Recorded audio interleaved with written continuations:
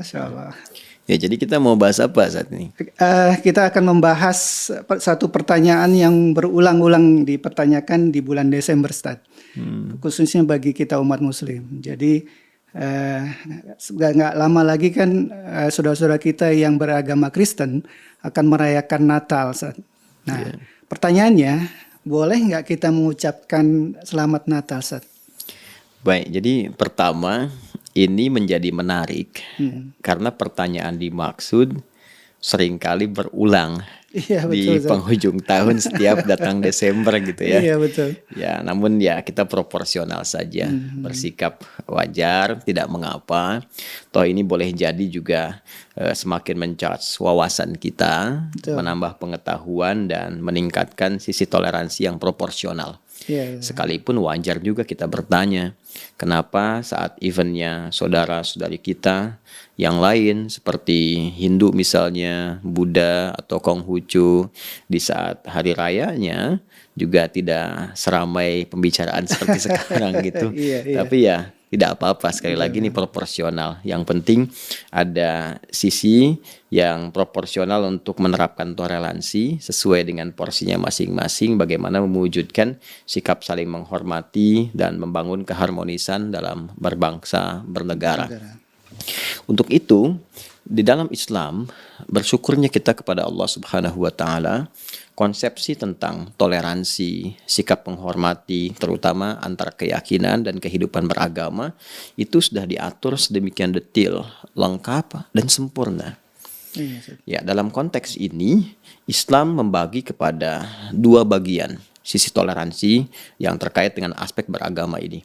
Apakah pembahasannya masuk di ranah ibadah, dalam konteks hubungan kita, konektivitas kita dengan Allah Subhanahu wa taala, dengan Tuhan yang kita yakini, kan? Ataukah yang dimaksudkan ini sisi muamalah, konektivitas kita secara sosial dalam berkehidupan bermasyarakat misalnya, atau berbangsa, bernegara.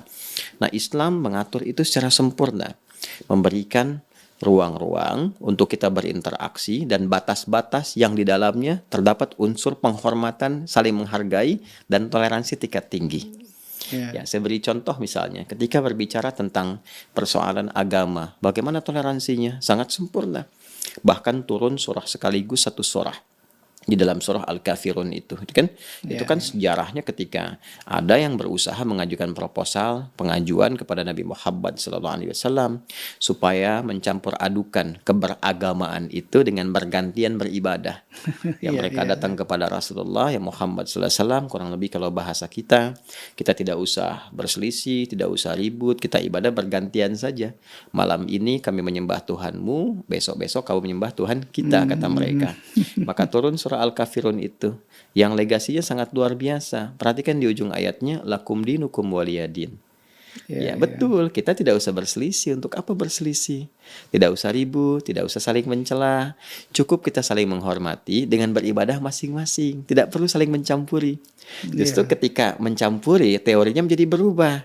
Kan ini satu ikut ke tempat orang lain, fisiknya seakan mengikuti, tapi hatinya mengingkari. Itu kan sifat munafik namanya. Tidak total dalam beragama. Kan?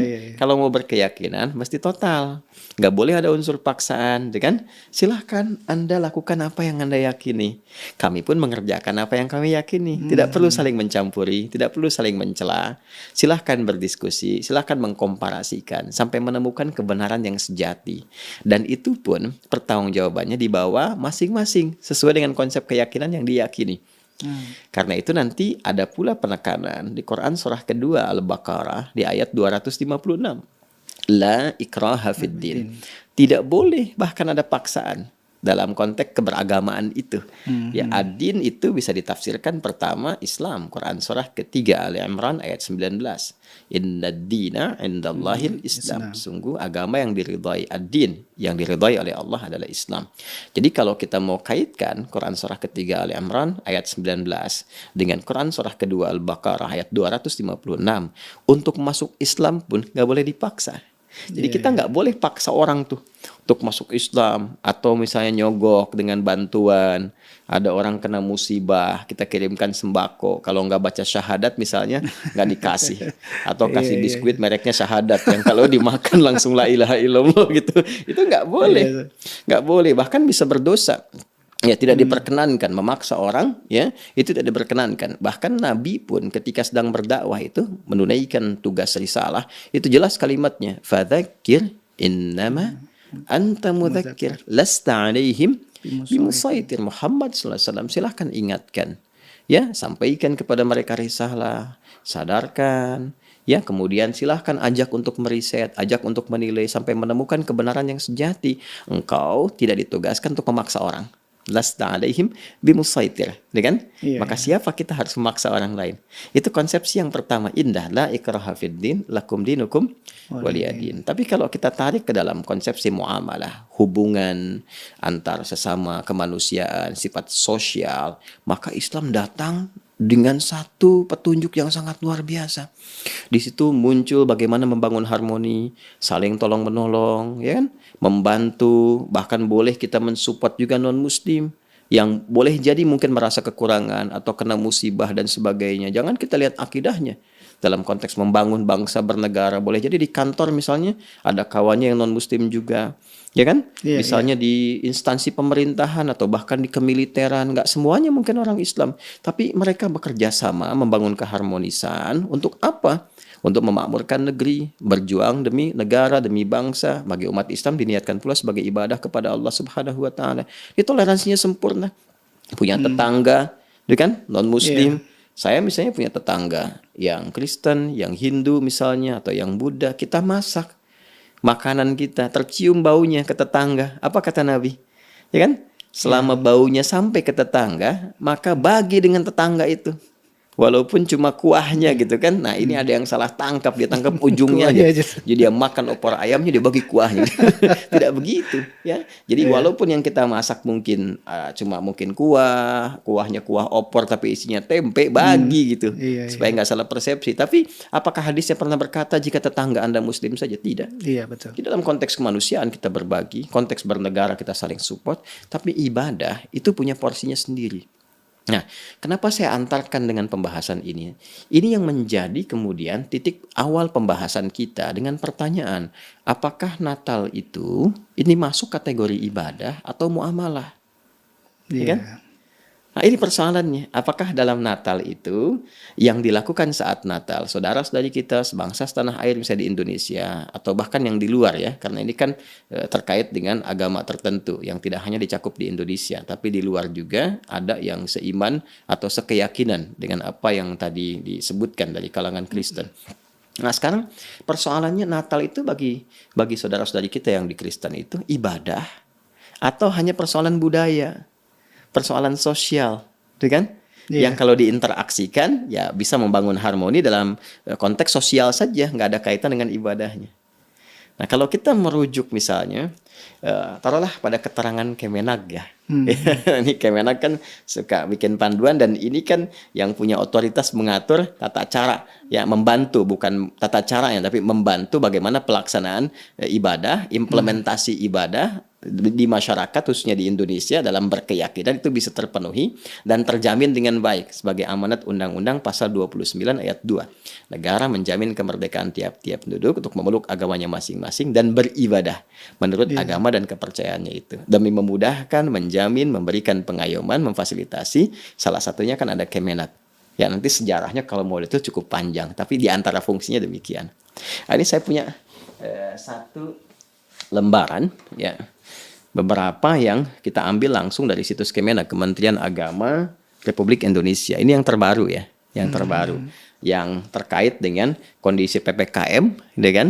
Yang dengan PPKM ini bagaimana kemudian Kemenak menghadirkan edaran terkait dengan pelaksanaan Natal. Jadi judulnya ini cukup menarik nih. Ya, kalau kita lihat, nah ini kan ini Menteri Agama ya. Kemudian ini Menteri Agama yang dari situs Kemenak.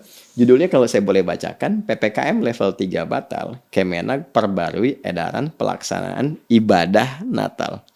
Ibadah 2021 Natal. Ya kan? Ya kan, ibadah Natal. Berarti dalam Natal ada ibadah. Iya. Ya, dan Kemenak itu kan nanti punya dirjennya tersendiri, bagian-bagiannya. Kan Dirjen Bimas Islam, kan bimbingan masyarakat untuk yang Muslim. Nanti ada yang Kristen, ada yang Hindu, ada yang Buddha. Berarti ada bagian-bagiannya tersendiri. Dan Natal ini dipahami sebagai ibadah. Dan umat Kristen juga memahaminya sebagai bagian dari ibadah pada prakteknya. Kan? Pemahaman pertama ya terlepas dari diskusinya atau perdebatannya seputar kelahiran Nabi Isa alaihissalam atau disebut juga dengan Yesus ya atau Mesias.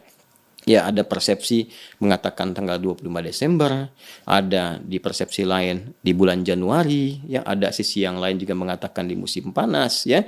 Terlepas dari itu kan ada perayaan ibadah di situ. Ada ibadah, ya kan? Datang ke gereja, melakukan kebaktian dan sebagainya. Karena itu disertakan pada kepentingan ibadah. Artinya apa? Natal tidak berdiri sendiri. Natal ada nuansa ibadahnya. Yang memandang Natal itu termasuk pada ranah ibadah, maka praktek toleransinya bagi umat Islam menggunakan skema yang pertama tadi. Ya, apa skemanya? Lakum dinukum waliyadin. Nggak boleh diganggu. Ya, bahkan harus dihormati. Bagaimana cara menghormatinya? Cara menghormatinya dengan cara membiarkan saudara-saudari kita beribadah sesuai dengan keyakinannya masing-masing tanpa mencampurinya sedikit pun, baik dengan perkataan ataupun juga dengan suasana hati tertentu, apalagi dengan perbuatan. Ya, seperti ikut-ikutan ke gereja misalnya, atau menyimak kebaktian, atau mengenakan pakaian-pakaian yang memang khusus dipahami sebagai bagian dari ibadah ya di agama tertentu. Atau bahkan mohon izin di perspektif yang lain, sisi sebaliknya. Misalnya ada yang sering dengar kita kasusnya ya di usaha-usaha tertentu, di mall misalnya atau di bisnis tertentu yang pegawainya kadang dipaksa untuk mengenakan pakaian-pakaian tertentu, itu ya nggak boleh. Ya, jadi nggak boleh ada unsur paksaan di dua sisi secara bersamaan. Jadi kita juga tidak perlu memaksakan diri karena aspek menghormati ini. Ya, jadi tidak mengenakan itu justru ini bagian dari toleransi. Ya, menjaga perasaan, menampilkan satu pandangan yang utuh tentang konsepsi keberagamaan, menghormati, ya. Jadi baik itu dari segi perkataan, kemudian juga suasana hati, pun dengan perbuatan. Tidak perlu dipaksakan, ya apalagi sampai menyertai. Ya, dan itu sudah ada fatwa-fatwa ulama terkait dengan yang demikian.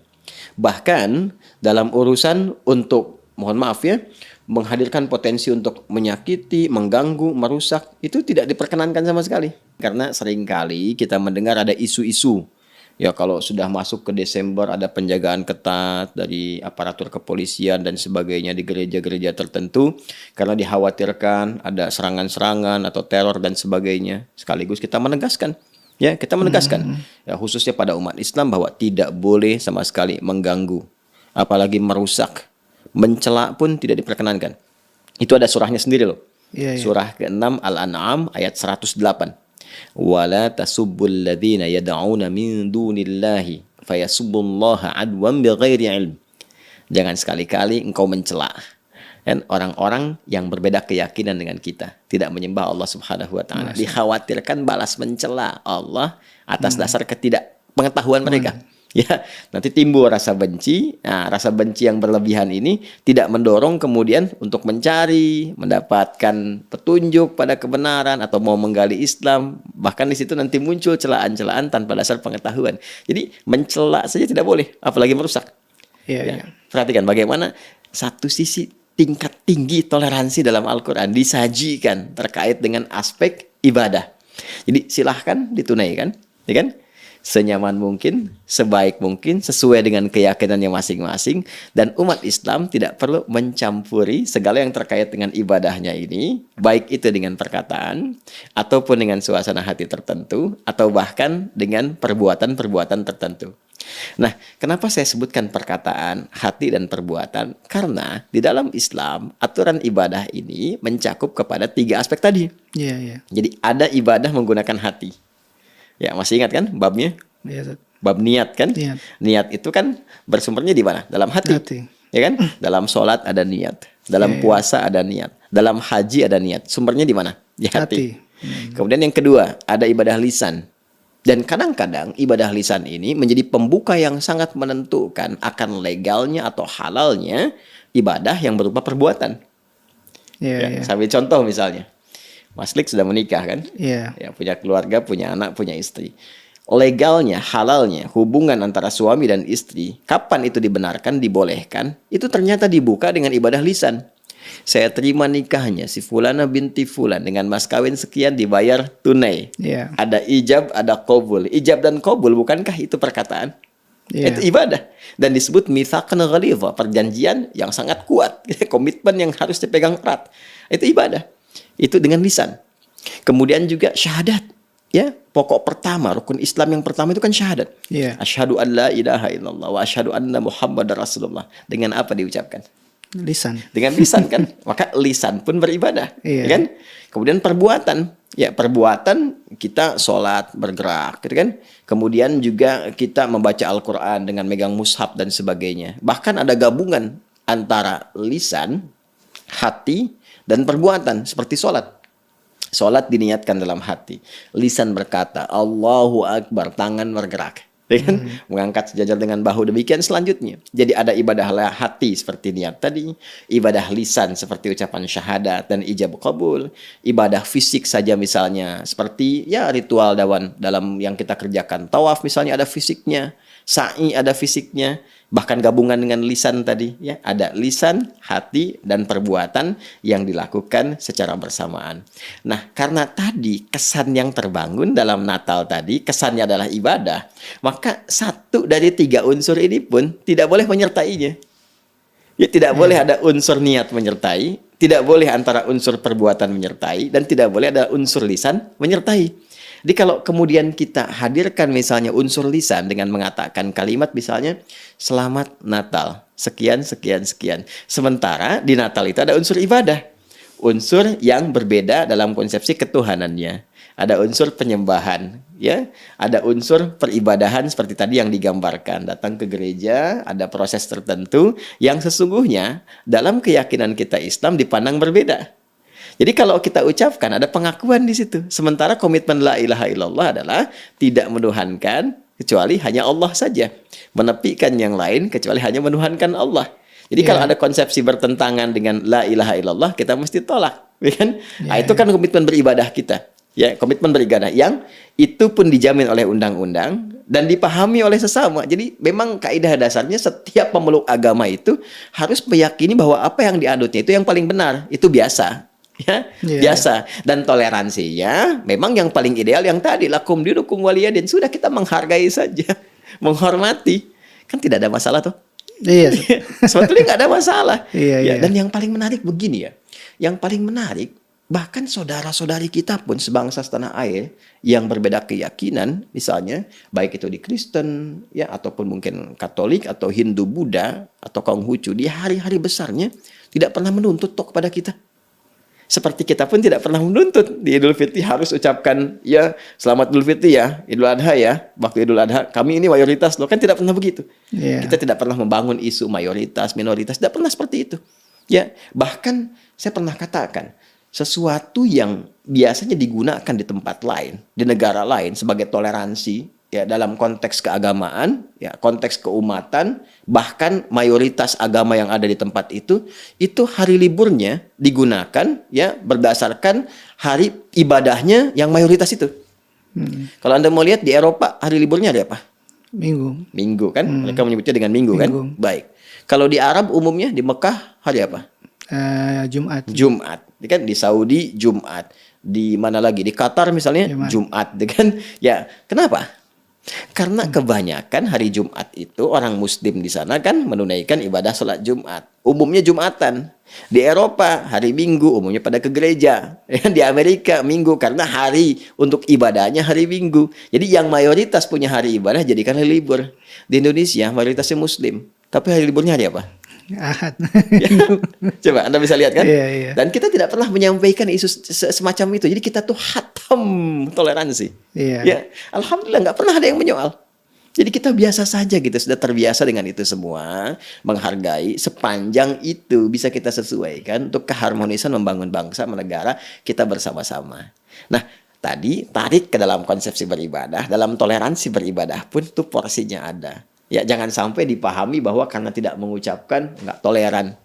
Jadi kita edukasi dulu, ini loh kenapa di umat Islam tidak mengucapkan dalam konteks ini selamat ya pada satu agama tertentu pada hari rayanya, karena di hari raya itu ada nuansa ibadahnya, nilai ibadahnya. Terkait dengan Natal pun di sini kan ada yang tadi saya sampaikan dari Kementerian Agama, bahkan ini kan rinci kita print out tuh surat edarannya nomor ×2 SE itu kan ×33 tahun 2021.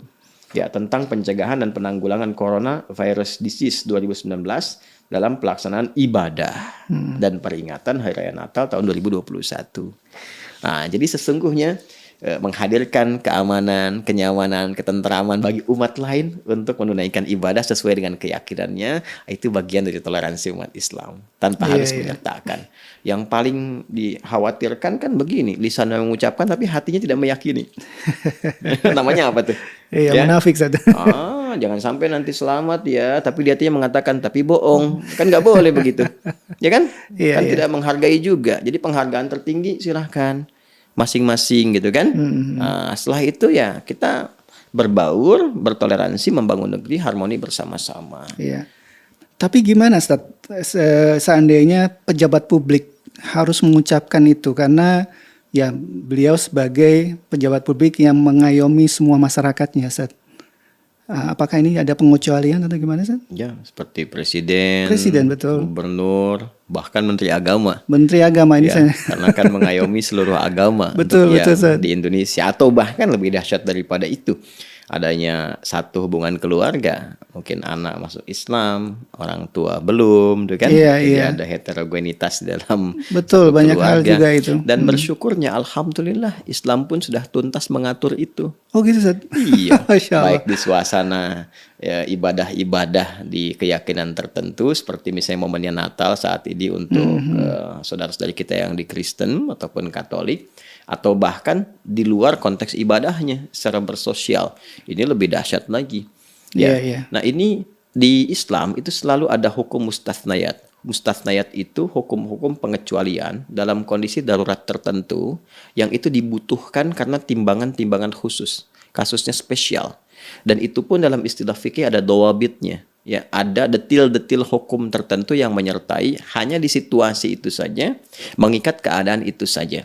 Ya, karena itu ulama sudah mengkaji ini dengan cukup dalam, bahkan mengambil hukum di muamalah, kan, dalam interaksi sosial, karena perannya ada peran muamalah di situ, ya, tidak murni hanya untuk kepentingan ibadah atau bahkan menyertai itu, tidak, tapi hanya karena ada peran muamalah, interaksi dia atau amanat yang berlaku secara luas dalam konteks sosial di sini, maka diambillah kemudian spirit Quran surah ke-60 Al-Mumtahanah di ayat yang ke-8. Saat Allah berfirman, la yanhakumullahu 'anil ladzina lam yuqatilukum fid din wa lam yukhrijukum min diyarikum an tabarruhum wa tuqsitu ilaihim. Allah Subhanahu wa taala tidak melarang engkau untuk berbuat baik terhadap orang-orang yang tidak memerangi engkau, tidak menyakiti engkau dalam perkara agama ini, atau tidak mengusir engkau di tempat engkau berkedudukan, tempat engkau tinggal. Maka berbuat baiklah kepada mereka dan bersikap adillah dalam berkehidupan. Ini konteksnya konteks sosial. Konteks interaksi berkehidupan sosial. Dan boleh jadi dalam konteks berkehidupan sosial yang skalanya besar, berbangsa, bernegara, bermasyarakat, ada yang diamanahi tadi, ya, sebagai presidenkah atau pejabat publik seperti gubernur, bahkan menteri agama misalnya, yang harus berinteraksi secara sosial, tidak mengkhususkan karena ibadahnya atau dan hal-hal terkait itu. Maka di sisi ini dia boleh diperkenankan mengucapkan dengan membawa nama jabatannya. Ya, untuk cari al-khuruj minal khilaf, keluar dari perdebatan. Dia bawa nama jabatannya. Bisa menyampaikan dengan ini Presiden Republik Indonesia mengucapkan selamat bla bla bla dan sebagainya. Dengan ini Menteri Agama Republik Indonesia mengucapkan selamat bla bla bla dan sebagainya. Ya, boleh juga dia menugaskan misalnya divisi terkait atau bagian atau menteri terkait, atau misalnya kalau di Kementerian Agama ada Dirjen Bimas Kristen misalnya kan, nah, terkait dengan ini. Tapi kalau dirasakan rasanya kok nggak nyaman ya gitu kan, ini kan ada jabatan mengikat dan sebagainya, maka diharapkan yang tampilnya menterinya atau misalnya pejabat publiknya, maka sertakan jabatannya. Ya, bukan menyertakan pribadinya untuk keluar dari khilaf, keluar dari perdebatannya, ya, khuruj minal khilaf namanya. Maka sertakan nama jabatan di situ, misalnya menyampaikan dengan ini Menteri Agama Republik Indonesia menyampaikan selamat begini begini begini dan sebagainya. Jadi yang dibawa jabatan publiknya, bukan pribadinya ingin menyertakan dalam kepentingan itu, tapi karena sifat pelayanan publik dan di publik ini ada bagian-bagian tertentu yang dibimbing dalam berkehidupan bermasyarakat, ya, menjalankan amanah konstitusi, maka itu yang diambilnya. Dan ini masih ranah muamalah keduniaan. Dan ranah muamalah keduniaan ini tidak mengenal batas akidah. Apa ayatnya? Quran surah ke-31 Luqman di ayat ke-15. Ya kan? Wa in jahadaka ala an tusyrika bi ma laisa laka bihi ilmun fala tuti'huma. Perhatikan, wa sahibhuma fid dunya ma'rufa di ujung ayatnya. Ya kan? Bila pun saya tarik nih, bahkan ke ranah keluarga seperti yang tadi saya sampaikan. Kalaupun di dalam lingkup keluarga ada perbedaan keyakinan, anak misalnya masuk Islam mu'allaf, orang tua belum, misal, gitu kan? Nah, dalam konteks peribadatan, tadi toleransi ibadah. Jangan paksa, ya kan? Tidak boleh saling mencampuri, ya. Silahkan menghormati masing-masing. Kalau berdiskusi dengan cara yang baik. Kalau dipaksa pun, ya, untuk balik ke agama semula dijawab dengan jawaban yang lembut, yang menyenangkan. Ya, tampilkan akhlak mulia. Tapi di ujung ayatnya apa? Wasahibhuma fid dunya, bukan fil ibadah. Ya kan? Nah, jadi ada urusan-urusan dunia, ada urusan-urusan ibadah, spesifik sifatnya. Wasahibhuma fid dunya ma'rufa. Dan pergauli orang tua itu, perlakukan dengan cara yang terbaik dalam konteks kehidupan dunianya, sifat bersosialnya. Jadi artinya apa? Perbedaan agama tidak menghalangi seorang anak untuk berbakti kepada kedua orang tuanya dalam konteks kehidupan dunia. Kalau ditarik lagi ke tingkat yang lebih tinggi dalam konteks kehidupan berbangsa, bernegara, perbedaan agama tidak boleh menghalangi pejabat publik untuk bersikap adil dan melayani masyarakatnya. Betul. Ya, jadi ini keadilan ini kemudian yang ditampilkan ketika ada perayaan A, perayaan B di umat A, umat B, dia boleh kemudian dengan jabatan yang melekatnya, bukan karena pribadinya, karena jabatan melekatnya. Ya, gubernur mau inspeksi, misalnya gubernur Jakarta atau Jawa Barat atau di luar inspeksi, ya, melihat ke gereja untuk memastikan ini aman, baik, ini itu boleh, sah-sah saja. Karena jabatan melekat kepada dirinya dan harus memastikan berlangsung aman, berlangsung baik, nggak boleh ada gangguan dan sebagainya. Nah, ketika akan mengucapkan selamat, jabatannya dilekatkan di situ. Jadi jabatan yang menjadikan pelayanan publik ini terjamin, bahkan itu perintah Al-Quran. Ya, bukan pribadinya yang ingin menyampaikan itu, tapi lebih kepada jabatan yang melekat. Bisa dibedakan. Wasahibhuma fid dunya, dikaitan dengan itu. Nah, anak pun, ya kan, mungkin ada pertanyaan lagi, boleh nggak ngasih hadiah? Itu dia. Kunjungan ke rumah dan sebagainya. Nah, ini di sini khuruj minal khilaf lagi, keluar dari perdebatan, bisa diatur waktunya untuk menyesuaikan. Misal, kan karena tadi kebolehannya diikat dengan konteks berhubungan sosial, keduniaan, bukan spesifik ke agama, maka yang pertama kali dilakukan misalnya tidak harus bersamaan waktu. Sehari setelahnya atau 2 hari setelahnya niatkannya untuk silaturahim datang, deh kan? Ya, bawa makanan, bawa apa, ya, tapi bukan terkait dengan konteks ibadah karena ibadahnya kan udah lewat. Tanggal 25 kan, dia datang tanggal 26. Dia datang tanggal misalnya 27 gitu kan. Dan kaitan-kaitan yang tidak erat langsung tersambung dengan ibadah. Nah, itu keluar dari konteks perdebatan, konteks khilaf, hal yang tidak mungkin menyenangkan karena nggak semua orang bisa memahami konsepsi ini. Kan? Dan memang kalau memuaskan manusia itu nggak akan pernah merasa puas gitu. Karena semua kan punya tinjauan berbeda. Tapi ini indah loh konsep toleransinya. Ya, kita membiarkan, kan? Kemudian di sini tidak ada unsur-unsur yang berbeda antara suasana hati dengan lisan. Kan Islam itu menjaga kejujuran, menjaga kemuliaan, kebenaran. Kan tidak benar kalau orang berkata di lisan tapi hati mengingkari. Itu kan ada sifat munafik, tidak sesuai antara lisan dengan hati. Tadi yang saya katakan demikian. Apa mau misalnya Mas Dik saya katakan selamat ya Mas Dik ya, kan? Sudah mendapatkan anak sekian ya dan mereka pintar-pintar, tapi di hati mengatakan tapi bohong ya. Kan nggak boleh kan? Itu nggak baik kan? Itu, maka tempatkan sesuai dengan porsinya. Tadi indah kan? Jadi silahkan kalaupun nanti ada suasana heterogenitas begitu, misal datang sehari setelahnya. Ya, atau kalau lingkungan sama sekali terpaksa, maka babnya nanti masuk ke bab taqiyah itu yang sering diulas oleh para ulama. Ya, jadi di sini bukan ada nuansa sesuatu ya penyimpangan dari makna atau yang lain, tapi memang tuntutan memaksa keadaan demikian karena sudah jadi budaya. Ya, seperti misalnya di Eropa, di Amerika dan sebagainya, ya kan? Iya, Natal itu ya dipahami bagi sebagian masyarakat ya budayanya sudah begitu. sudah budaya. Sedangkan misalnya tinggal di kalangan umat Islam minoritas dalam situasi Iya, seperti iya. itu. Maka inilah fikih Islam tuh lengkap, Masya Allah, luar biasa lengkap. Jadi beda antara keadaan kita misalnya dalam kondisi A, kondisi B. Seperti kita kalau makan misalnya, maaf kita kan mengharamkan makanan-makanan tertentu. Ya, daging babi misalnya diharamkan. Ya, haram total, nggak boleh dimakan, nggak boleh dikonsumsi. Ya, cuma dalam kondisi tertentu Anda berada di situasi yang sangat sulit, berada sedang berkemah di hutan dan sebagainya, nggak ada makanan yang lain kecuali itu. Kan? Maka diperkenankan itu kemudian dimasak, dimakan hanya untuk menutupi lapar sambil mencari makanan yang lain yang dibenarkan. Tapi sementara saja dalam kondisi demikian. Saya ingin mengilustrasikan kepada Anda betapa Islam itu solutif gitu. Ya, bahkan dalam keadaan yang dilarang pun sepenuhnya dilarang, ada kebolehannya dalam kondisi darurat tertentu. Ini kaidahnya namanya ad-daruratu tubihul mahdhurat. Dalam keadaan darurat, bahkan yang haram bisa menjadi halal untuk sementara waktu. Ya, nah, tapi dengan hikmah-hikmah tertentu, ada hikmah di baliknya. Nah, dalam kondisi tadi, toleransi misalnya dalam konteks yang lebih luas, kondisinya umat Islam minoritas, terus yang mayoritasnya belum paham tentang konsep tadi. Yang kalau dipraktekkan terjadi singgungan yang lebih fatal, gitu kan? Nah, boleh jadi nanti terkucilkan, pelayanan publiknya menjadi tidak didapatkan, dengan tetangga menjadi tidak akur dan sebagainya. Maka di situ berlaku ad-daruratu tubihul mahdhurat. Dia boleh mengatakan kalimat-kalimat yang tidak langsung berhubungan dengan konteks ibadahnya. Ya, misal dia kalau kata ulama langsung mengambil kalimat umum, selamat ya, gitu kan? Congratulations misalnya kalau di Inggris ya. Nah, kita tidak langsung mengambil kalimat-kalimat yang spesifik pada pengucapan terkait dengan ibadahnya.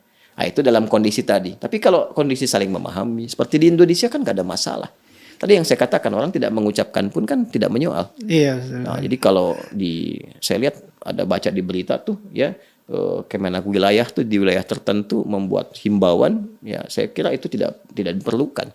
Nggak dengar beritanya itu, ya yang membuat himbauan ke instansi tertentu supaya membuat spanduk ucapan, ya saya kira itu tidak dalam konteks yang diperlukan. Iya. Karena kan, tapi menariknya gini, disadari juga ini kan himbauan tidak dipaksa. Tapi kalau Anda kan punya otoritas, jadi begitu diturunkan ke bawah sifatnya instruktif gitu, walaupun himbauan.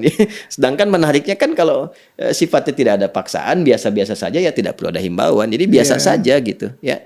Nah, karena itu penting kita mengedukasi, kita mencintai kehidupan berbangsa, bernegara, saling menghormati, ya kan?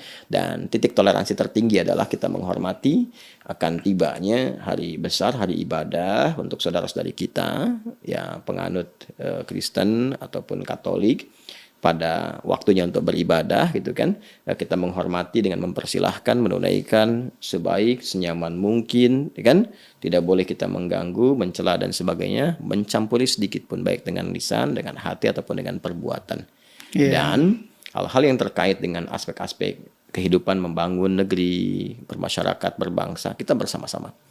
Kerja bersama, bangun harmoni, saling empati, kemudian juga bahkan saling membantu, ya, mengentaskan kemiskinan, kemudian mengentaskan kesulitan yang sekarang kita alami ini, ya, ada krisis dalam beberapa hal, baik di ekonomi, sekarang kita harus kuat kembali, ya, pasca Covid ini, kita bantu, saling support di situ, ya.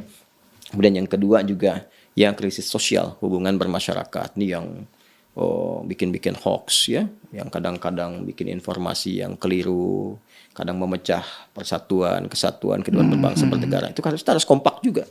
Ya, alhamdulillah saya perhatikan juga ini podcast kita diminati juga tuh. Yang non muslim ikut nyimak, alhamdulillah. Betul, jadi kita Ustaz. pun edukatif ya, tampilkan yang betul. baik-baik, tidak boleh juga menampilkan data-data yang keliru, dan pada akhirnya secara objektif dipersilahkan. Mau mengambil risalah Islam sebagai bagian terbaik dalam berkehidupan, ingin belajar, bertanya, silahkan. Tidak boleh saling mencela, menjelekan, menyampaikan aja. Ya, kita kan tidak pernah mencela, menuduh A dan B, menyampaikan persepsi begini, silahkan diuji, ya kan? Datanya dari mana, secara ilmiah seperti apa, komparasikan dalil dengan dalil, uji secara logika rasional. Pada akhirnya, kalau menemukan kebenaran yang sejati pun tidak boleh memaksa, diperkenankan.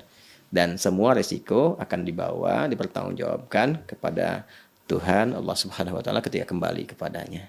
Masya Indah Allah, indah. sampai di situ. Ya, jadi Iya. kalau kita simpulkan tadi ya, Iya. cukup dihormati, tidak perlu menyertai apapun, kecuali kalau ada situasi-situasi dua hal Betul, tadi. ya. Yang pertama, pejabat publik dengan tugas melayani publiknya, ada yang melekat di dalamnya. Yang ketiga, situasi khusus darurat yang diperkenankan, karena tadi misalnya tinggal di situasi yang muslimnya minoritas, kemudian ada satu kondisi tertentu yang kalau misalnya tidak mengucapkan atau berhubungan bergaul secara langsung, ya dipandangnya pandangan-pandangan karena belum mengerti tadi, belum Betul, paham tadi, perlu ada pendekatan-pendekatan untuk memahamkan. Nah, itu dipersilahkan, tapi mencari kata-kata yang baik yang tidak terjebak kepada nuansa pengakuan terhadap konsepsi keberagaman atau turut serta dalam ibadah. Dan ulama sudah selesai babnya. Iya, iya, Kan? iya. Atau juga maka pada kondisi-kondisi terdesak seperti tadi kehidupan antara satu rumah dengan keyakinan yang berbeda dan sebagainya. Maka di titik ini tadi dikatakan kebolehannya diikat dengan keluar dari perdebatan khuruj minal khilaf, seperti datang sehari setelahnya, ya kan? Iya, Atau iya. juga membangun seperti yang pertama tadi, ya harus menyampaikan dengan kalimat umum dan sebagainya. Bila memang belum memahami, kalau sudah mengerti, sudah paham, ya kita terapkan aja dalam kehidupan beragama. Masya Allah. Dan ingat, penerapan ini sebagai ibadah kita, ya kan, sebagai muslim itu dijamin undang-undang. Iya. Pasal 29 ayat 2. Sekali lagi, negara menjamin kemerdekaan tiap-tiap penduduk untuk memeluk agamanya masing-masing dan beribadah menurut ya agama dan kepercayaannya masing-masing. itu. Jadi bagi kita ibadah itu di Islam kan ada perintah dan larangan. Ya kan? Perintah sholat, ya kan? Larangan mencampur adukan agama, ya kan? Iya. Larangan untuk berzinah, larangan minum khamar dan sebagainya. Jadi meninggalkan larangan, menunaikan perintah bagian dari ibadah. Nah, jadi tidak perlu disoal. Oh, dan ini nggak itu, toleran. iya. Ini bagian ibadah kami. Jangan begitu. Jadi ini yang memunculkan begitu. Nah, ini yang harus ditertibkan iya, supaya harmoni tetap terjaga. Tapi Betul. kita pun tetap mendoakan. Saya kira itu Mas Klik. Masya Allah. Ya, Ustaz.